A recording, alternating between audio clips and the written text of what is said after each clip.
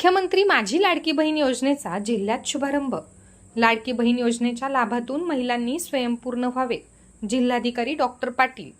राज्य शासन विविध घटकांना मदत करणाऱ्या योजना राबवित आहे।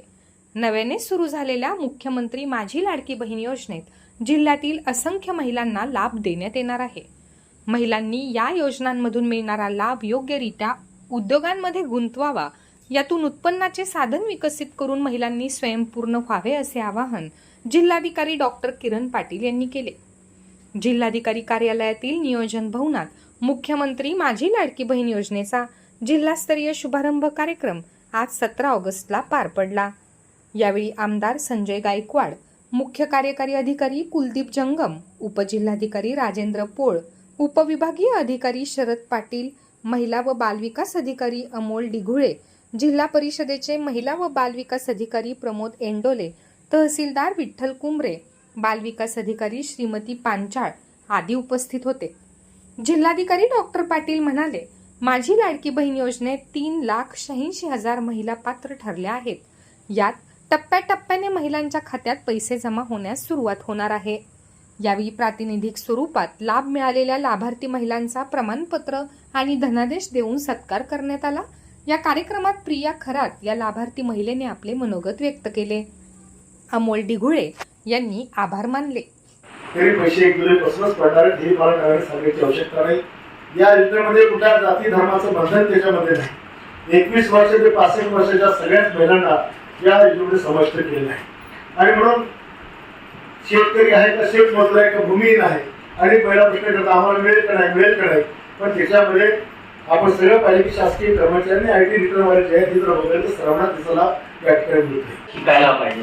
मग ह्या पैशाची हे पैसे जे आहेत हे फक्त पूरक पैसे राहतील, गुंतवणुकीसाठीचे पैसे म्हणून तुम्ही वापरायला पाहिजे।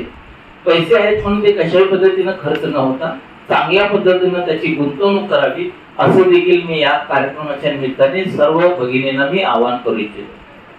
आपल्याला माहित आहे की आपल्या जिल्ह्यामध्ये शेतीवरती आपल्या अनेकांचा उदरनिर्वाह होतो। आपल्या जिल्ह्यामध्ये विशेषतः कोणते उद्योग नाही आहेत। मग आपली जी काही शेती आहे तर शेती आपल्याला चांगल्या पद्धतीची सुजलाम सुफलाम कशी करता येईल, शेतीवर आधारित आपल्याला वेगवेगळे कसे आपल्याला उद्योग निर्मिती आपल्याला करता येईल, ह्याच्यासाठी देखील प्रयत्न करायचे। सरकारने जे बनवला होता तो योग्य पद्धतीने पाहिजे त्या पद्धतीने तो यशस्वी झाला, घरोघरी पोहोचला। प्रत्येक लाडकी बहिणीच्या इथे बसलेल्या परत 3 चढत पाणी येते सरकारी की रक्षाबंधनाला 2 दिवस आणखी बाकी, 2 दिवसाचा आणखी कालावधी बाकी असताना सुद्धा काल रक्षाबंधन आहे की काय, जशी प्रत्येक बहीण भावाची वाट बघते ना रक्षाबंधनासाठी, काल तसं जाणवत होतं।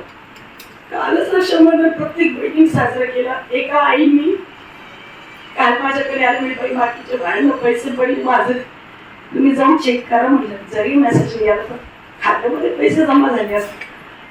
त्या येताना नारळ फोडून आले देवाला आणि मी पहिले देवाला गेले, तिथे नारळ फोडले। खरंच मध्ये सरकार खूप आले, खूप गेले, येतीलही सगळे, पण शब्द पाळणारे खूप क्वचित।